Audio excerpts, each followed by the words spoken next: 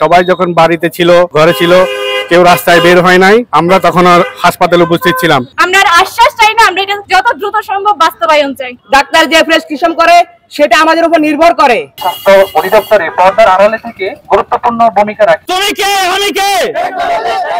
তুমি কে, আমি কে? আমি কে, তুমি কে?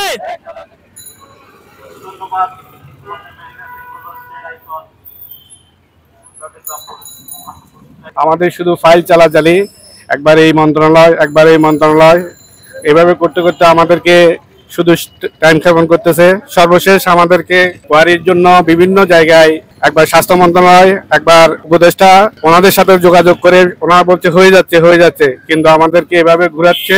আমরা বিভিন্ন গুরুত্বপূর্ণ সমস্ত পরীক্ষা নিরীক্ষা আমরা করে দিলে তারপর ডাক্তাররা ট্রিটমেন্ট দেয়। আমরা সমস্ত কিছু করোনার মধ্যে আমাদের জীবন ঝুঁকি নিয়ে আমরা সমস্ত পরীক্ষা নিরীক্ষা করছি। সবাই যখন বাড়িতে ছিল, ঘরে ছিল, কেউ রাস্তায় বের হয় নাই, আমরা তখন আর হাসপাতালে উপস্থিত ছিলাম। মানুষের সেবা ফেলে আমরা কখনো চলে যাই নাই। কিন্তু আমাদের দুঃখের বিষয়, সমস্ত ডিপ্লোমা হোল্ডার যারা সারা বাংলাদেশে আছে তারা 10ম গ্রেড অলরেডি পেয়ে গেছে। আমাদের অদৃশ্য কারণে আমরা পাচ্ছি না। শুধুমাত্র মেডিকেল টেকনোলজিতে 11তম গ্রেড রয়েছে। আশ্বাস দেওয়া হয়েছিল 10ম গ্রেড বাস্তবায়ন করা হবে, কিন্তু তা এখন বাস্তবায়নের কোনো ধরনের পদক্ষেপ নেওয়া হয়নি। আমরা চাই এই আশ্বাস যত দ্রুত সম্ভব বাস্তবায়ন করা হোক এবং বৈষম্য দূর করা হোক। হুঁশিয়ার, আমাদের দাবি যদি মেনে না নেওয়া হয় তাহলে আমরা আমাদের আন্দোলন চালিয়ে যাব। আমাদের 10ম গ্রেড যতদিন হবে না ততদিন আমরা শান্তিপূর্ণ আন্দোলনের পাশাপাশি আমরা কঠোর আন্দোলনের ব্যবস্থা গ্রহণ করব। আমাদের এই আন্দোলন শুধু আজকের একদিনের না, আমাদের এই আন্দোলন দীর্ঘদিনের। আমরা মেডিকেল টেকনোলজির জাতি, ডাক্তারের পরিপূরক, কিন্তু আমাদেরকে সে সম্মান দেওয়া হয় না। ডাক্তার যে প্রেসক্রিপশন করে সেটা আমাদের উপর নির্ভর করে।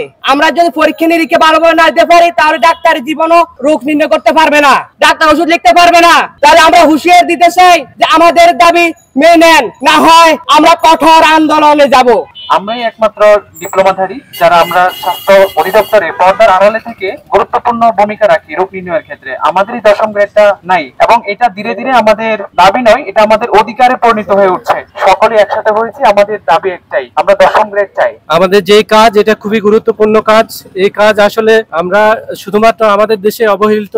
বিদেশের দিকে তাকালে আমরা দেখতে পাই যে আমাদের দেশের তুলনায় বাইরের দেশের টেকনোলজিস্টের অবস্থা খুবই ভালো, যার কারণে আমাদের দেশ থেকে অনেকেই বাইরে চলে যায়। আর চিকিৎসা ব্যবস্থা উন্নতির জন্য আমাদের যে প্রাণের দাবি 10ম গ্রেড, এটা অবশ্যই বাস্তবায়ন করতে হবে। এক সপ্তাহের মধ্যে আমাদেরকে 10ম গ্রেডের বাস্তবায়ন করেন, কারণ আমাদের সব ধরনের কোয়ারি এবং সব ধরনের দাব অতিক্রম হয়ে আমাদের এই দাবি চূড়ান্ত পর্যায়ে আছে। এক সপ্তাহের মধ্যে চাইলে সরকারের সদিচ্ছা থাকলে প্রজ্ঞাপনের মাধ্যমে আমাদের এই 10ম গ্রেড দিয়ে আমাদেরকে মুক্তি করতে পারে। তুমি কে, আমি কে?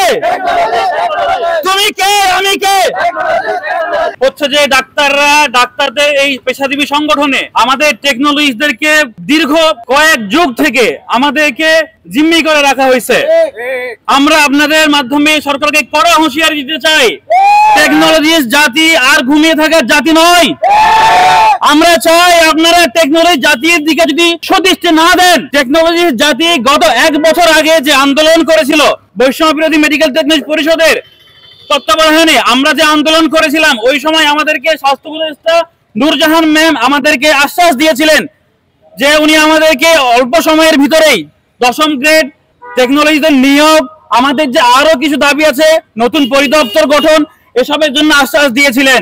অথচ 1 বছর পার হয়ে যাওয়ার পরও সম্মানিত ভাইয়েরা এখন পর্যন্ত আমরা এর কোনো কিছুই দেখতে পাই নাই।